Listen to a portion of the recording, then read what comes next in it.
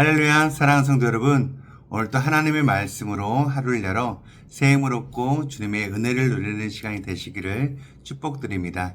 오늘 우리가 함께 보실 말씀은요, 사사기 2장 1절에서 10절까지 말씀입니다.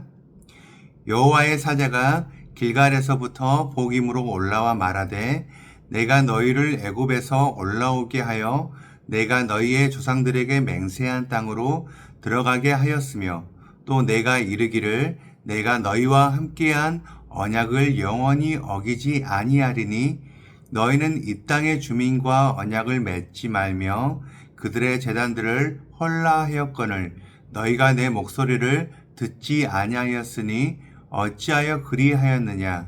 그러므로 내가 또 말하기를 내가 그들을 너희 앞에서 쫓아내지 아니하리니 그들이 너희 옆구리의 가시가 될 것이며 그들의 신들이 너희에게 올무가 되리라 하였노라. 여호와의 사자가 이스라엘 모든 자손에게 이 말씀을 이름해 백성이 소리를 높여 운지라. 그러므로 그것을 이름하여 복임이라 하고 그들이 거기서 여호와께 제사를 드렸더라. 전에 여호수아가 백성을 보내매 이스라엘 자손이 각기 그들의 기업으로 가서 땅을 차지하였고 백성이 여호수아가 사는 날 동안에 여호수아 뒤에 생존한 장로들 곧 여호와께서 이스라엘을 위하여 행하신 모든 큰 일을 본 자들이 사는 날 동안에 여호와를 섬겼더라. 여호와의 종 눈의 아들 여호수아가 110세의 죽음에 무리가 그의 기업에 경내 에브라임 산지 가스산 북쪽 딥낫 헤레스에 장사하였고 그 세대의 사람도 다 그 조상들에게로 돌아갔고 그 후에 일어난 다른 세대는 여호와를 알지 못하며 여호와께서 이스라엘을 위하여 행하신 일도 알지 못하였더라. 사랑하는 성도 여러분, 간밤에 주님 안에 평안하셨습니까? 어둠을 뚫고 찾아온 이 아침에 하나님의 변함없는 사랑이 여러분의 마음을 따뜻하게 감싸 주시기를 소망합니다. 우리가 신앙생활을 하다 보면은요, 참 이상한 경험을 하게 됩니다. 처음 은혜를 받았을 때는 세상을 다 가진 것 같고, 주님, 제가 주님 뜻대로라면 뭐든지 하겠습니다 라고 호기롭게 외치며 시작을 하게 됩니다. 내 안에 있는 죄의 습관들도 다 끊어버린 것 같고 매일매일이 승리하는 삶 같습니다. 그런데 시간이 조금 지나면 어떤가요? 어느새 그 뜨거웠던 마음은 식어버리고 끊어버렸다 생각했던 옛날의 나쁜 습관들이 슬그머니 다시 고개를 듭니다. 승리의 기쁨은 사라지고 나는 왜 이럴까 하는 그런 후회와 자책의 눈물만 남을 때가 있지 않으십니까? 마치 맑게 갠 하늘인 줄 알았는데 갑자기 먹구름이 몰려와 소나기를 쏟아붓는 것처럼 우리의 영적인 날씨도 변해버립니다. 오늘 우리가 함께 묵상할 말씀이 바로 그런 장면이에요. 이스라엘 백성들이 가장 영광스러웠던 장소에서 가장 슬픈 통곡의 장소로 내려가게 된 사연입니다. 오늘 묵상 말씀을 통해서 오늘 우리의 영적 현주소를 돌아보고 다시 회복의 은혜를 붙잡는 시간이 되시기를 축복드립니다. 1절 말씀입니다. 여호와의 사자가 길갈에서부터 복임으로 올라와 말하되 내가 너희를 애굽에서 올라오게 하여 내가 너희의 조상들에게 맹세한 땅으로 들어가게 하였으며 또 내가 이르기를 내가 너희와 함께한 언약을 영원히 어기지 아니하리니. 오늘 본문 말씀 1절은 아주 의미심장한 문장으로 시작하고 있습니다. 여호와의 사자가 길갈에서부터 복임으로 올라와 말하되. 여러분, 이 장소의 이름들이 너무 중요한데요. 먼저 길갈은 어떤 곳일까요?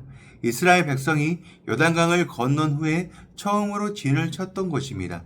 그곳에서 하나님은 애굽의 수치를 너희에게서 떠나가게 했다, 굴려 보냈다라고 말씀을 하시죠. 여기서 길갈은 굴려간다는 뜻입니다. 종살이 하던 과거의 수치, 죄의 멍에가 다 굴러가 버린 승리의 감격과 새로운 출발의 장소였습니다. 그런데 지금 여호와의 사자가 그 영광스러운 길갈을 떠나 복임이라는 곳으로 왔습니다. 복임은 원래의 지명이 아니라 이 사건 때문에 붙여진 이름입니다. 그 뜻은 우는 자들, 즉 통곡하는 사람들이라는 뜻입니다. 수치가 굴러가고 승리가 넘치던 곳에 사람들이 펑펑 울고 있는 눈물의 골짜기로 상황이 완전히 뒤바뀌어 버린 것입니다. 도대체 그 사이에 무슨 일이 있었던 걸까요? 여호와의 사자가 복임에 도착해서 이렇게 말을 합니다. 1절 말씀 계속 보도록 하겠습니다. 여호와의 사자가 길갈에서부터 복임으로 올라와 말하되 내가 너희를 애굽에서 올라오게 하여 내가 너희의 조상들에게 맹세한 땅으로 들어가게 하였으며 또 내가 이르기를 내가 너희와 함께한 언약을 영원히 어기지 아니하리니 내가 너희를 애굽에서 올라오게 하여 맹세한 땅으로 들어가게 하였으며 그러면서 아주 중요한 약속 하나를 다시 한번 기억하게 합니다. 내가 너희와 함께한 언약을 영원히 어기지 아니하리니 여러분 이 말씀이 얼마나 큰 은혜인지 모릅니다. 하나님은 우리와 맺은 약속을 영원히 깨뜨리지 않겠다고 선언해 주십니다. 사람의 약속은 기분에 따라서 바뀌고 상황에 따라서 깨지기가 쉽습니다. 하지만 하나님은 인생이 아니시기에 거짓말하지 않으십니다. 하나님은 목숨을 걸고 우리를 끝까지 책임지시겠다라고 하십니다. 그런데 문제는 하나님이 아니라 바로 우리예요. 하나님은 딱 한 가지를 부탁하셨습니다. 2절 말씀입니다. 너희는 이 땅의 주민과 언약을 맺지 말며 그들의 제단들을 헐라하였거늘 너희가 내 목소리를 듣지 아니하였으니 어찌하여 그리하였느냐. 너희는 이 땅의 주민과 언약을 맺지 말고 그들의 제단을 헐어버려라. 이것은 하나님이 속 좁은 분이라서가 아닙니다. 질투하시는 하나님, 즉 우리를 너무나 사랑하시기 때문에 다른 헛된 우상에게 우리의 마음을 뺏기지 않기를 원하시는 하나님의 뜨거운 사랑 때문이었습니다. 하지만 이스라엘 백성들은 이 말씀을 듣지 않았어요.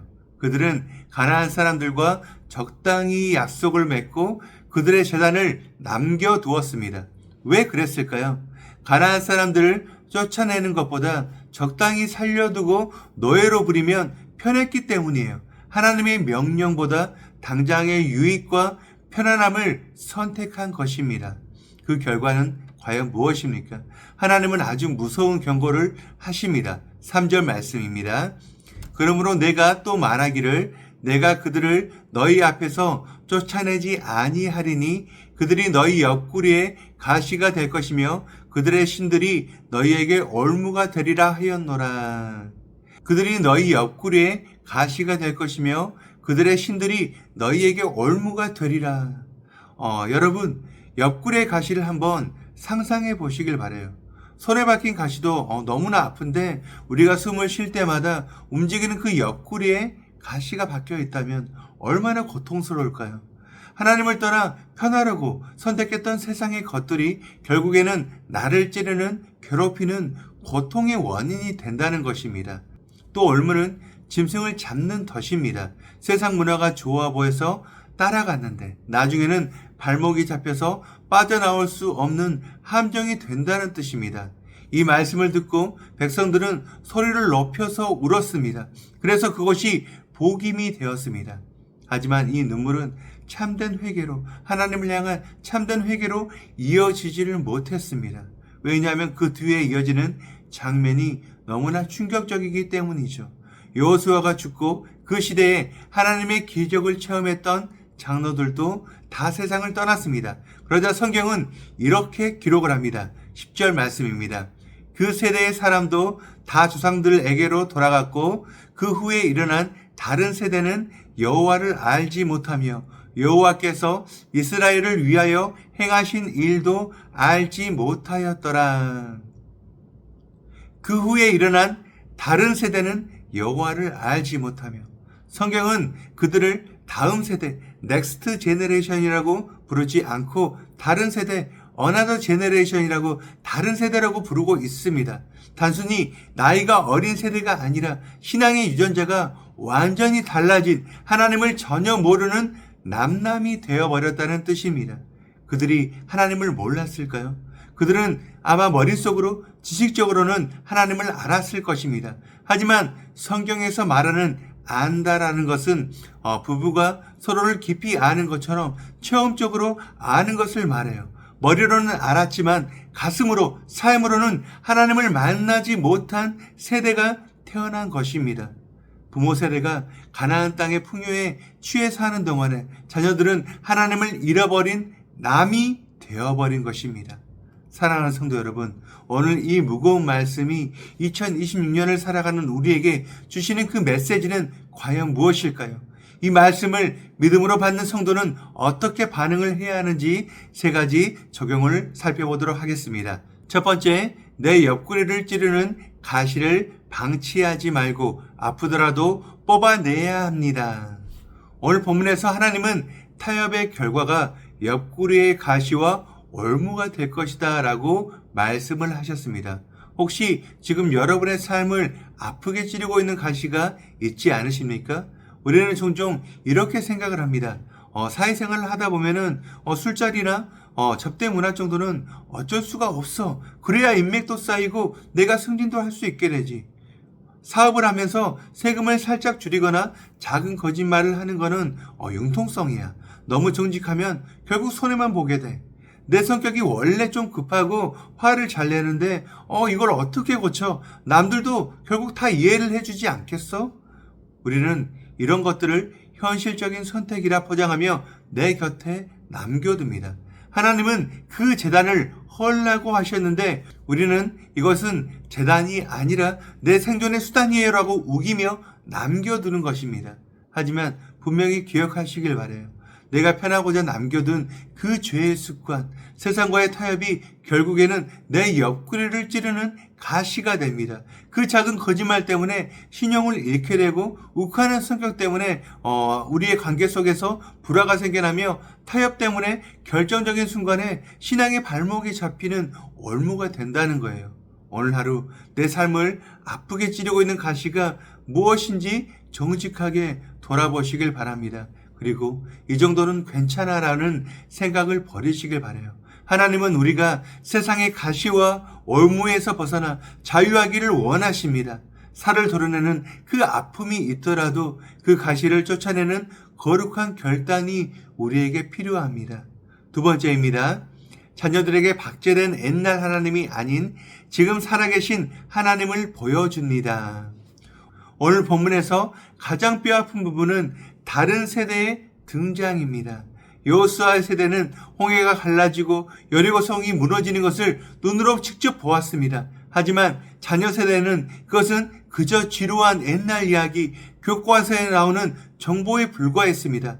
혹시 우리의 가정도 이렇게 되고 있지는 않으십니까? 자녀들에게 아빠가 젊었을 때는 말이야 기도를 얼마나 뜨겁게 했는지 알아? 그런 과거의 무용담만 들려주고 있지는 않으십니까? 아이들은 과거의 이야기에 감동하지 않습니다. 자녀들에게 필요한 것은 박제된 과거의 하나님이 아닙니다. 오늘 지금 내 삶에서 역사하시는 현재의 하나님입니다. 오늘 엄마가 회사에서 정말 억울하고 힘든 일이 있었는데 간절하게 내가 하나님께 기도했더니 하나님께서 이렇게 마음을 지켜주셨어. 아빠가 결정해야 할 어려운 문제가 있었는데 말씀을 보다 보니 지혜를 얻어서 이렇게 해결을 하게 되었단다. 이런 생생한 간증이 오늘 저녁 식탁에서 흘러나와야 합니다. 부모인 우리가 먼저 삶의 현장에서 치열하게 말씀대로 살아가며 하나님을 경험해야 합니다. 하나님을 아는 지식이 머리에만 머물지 않고 우리의 손과 발, 삶 전체에 스며들게 될 때 우리 자녀들은 하나님을 모르는 다른 세대가 아닌 믿음의 바른 세대로 자라나게 될 것입니다. 마지막 3번째입니다. 실패의 자리, 복임까지 찾아오신 하나님의 언약을 다시 붙듭니다. 오늘 말씀에서 가장 큰 위로가 되는 것은 바로 이것입니다. 여호와의 사자가 승리의 장소 길갈에만 머물지 않고 백성들이 울고 있는 실패의 장소 복임까지 내려오셨다는 사실입니다. 이스라엘 백성은 약속을 어겼습니다. 배신했습니다. 하지만 하나님은 그 실패의 현장에 찾아오셔서 나는 너희와 맺은 언약을 영원히 어기지 않겠다고 선언해 주십니다.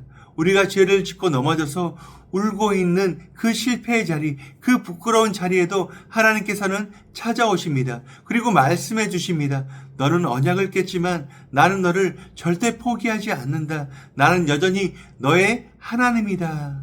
오늘 혹시 반복되는 죄 때문에 혹은 무너져버린 신앙 때문에 복음의 골짜기에서 울고 계신 분이 있으십니까? 자책만 하지 마시길 바라요. 감정적인 눈물로만 끝내지 마시길 바랍니다. 오늘 본문에서 백성들이 울기만 한 것이 아니라 제사를 드렸다라고 말을 하고 있습니다. 이것은 구체적인 회개와 헌신을 의미하고 있어요. 찾아오신 주님의 손을 잡고 다시 기도의 재단을 쌓으시길 바랍니다. 우리의 실패보다 하나님의 언약이 훨씬 더 비교할 수 없을 정도로 강하십니다. 그 변함없는 사랑이 오늘 우리를 다시 일으켜 세우실 것입니다. 우리 함께 기도하시겠습니다. 사랑과 은혜가 풍성하신 하나님 아버지, 오늘도 저희에게 새 생명을 주시고 말씀의 거울 앞에 서게 하시니 감사합니다. 이스라엘 백성들이 길갈의 승리를 잊어버리고 복임에서 통곡했던 것처럼 저희 또한 하나님의 은혜를 너무 쉽게 잊고 세상과 타협하며 살았음을 고백합니다. 주님, 저희 안에 남겨둔 가나안 족속은 무엇입니까? 당장은 편안하고 이익이 된다는 핑계로 끊어내지 못하고 곁에 두었던 나쁜 습관과 세상의 욕심들이 이제는 저희 옆구리를 찌르는 가시가 되었습니다. 숨을 쉴 때마다 저희를 아프게 하고 결정적인 순간에 저희를 넘어뜨리는 올무가 되었습니다. 주님, 이제는 이 타협의 고리를 끊어내길 원합니다. 용기를 주시옵소서. 아프더라도 이 가시를 뽑아내고 오직 주님만 섬기기로 결단하기를 원합니다. 또한 간절히 기도하오니 우리 가정이 하나님을 모르는 다른 세대가 되지 않게 하여 주시옵소서. 저희가 먼저 하나님을 머리로만 아는 것이 아니라 오늘 살아계셔서 내 삶을 인도하시는 하나님을 온몸으로 경험하게 하여 주시옵소서. 그래서 우리의 자녀들에게 하나님은 진짜 살아계셔 내가 만났어라고 삶으로 보여주는 믿음의 부모, 신앙의 선배가 되게 하여 주시옵소서. 오늘 하루 실패의 자리는 복임까지 찾아오셔서 나는 내 언약을 영원히 어기지 않는다고 말씀해 주시는 그 사랑을 의지합니다. 우리의 연약함보다 크신 하나님의 신실하심을 붙들고 다시 일어서는 하루가 되게 하여 주시옵소서. 우리를 끝까지 포기하지 않으시는 예수 그리스도의 이름으로 기도드립니다. 아멘. 오늘 우리가 함께 기도할 기도 제목은 아산 성은교회를 위하여입니다. 첫 번째, 김한태 목사님을 위해서 예수님을 깊이 알고 예수님을 사랑하고 예수님의 말씀에 기쁘게 순종하는 목회자가 되도록 목회 목양 설교를 통해 전능하신 예수님의 영광만 드러나도록 기도하시기 바랍니다. 두 번째, 아산 성은교회를 위해서 예수님을 알고 믿고 사랑하고 예수님을 증거하는 예수 공동체가 되도록 예수님을 깊이 알고 사랑하여 성도들을 섬기는 믿음의 일꾼들이 세워지도록 기도하시기 바랍니다. 이어서 육신의 질병으로 고통받고 있는 교회 식구들, 경제적 어려움을 겪는 식구들, 타지와 타국에 있는 식구들, 우리의 다음 세대를 위해서 기도하시기 바랍니다. 또한 나라와 민족을 위해서 한국교회와 세계 선교를 위해서 기도하시기 바랍니다. 그리고 이번 주와 다음 주 2주간 필리핀 선교센터에서 필리핀 현지인 사역자 세미나가 진행됩니다. 담임 목사님께서 영육관에 강건하게 세미나 사역을 잘 감당하시도록 기도해 주시기 바랍니다. 끝으로 오늘도 주님과 깊이 교제하시는 하루가 되길 소망하며 각자의 기도 제목을 놓고 기도하시겠습니다.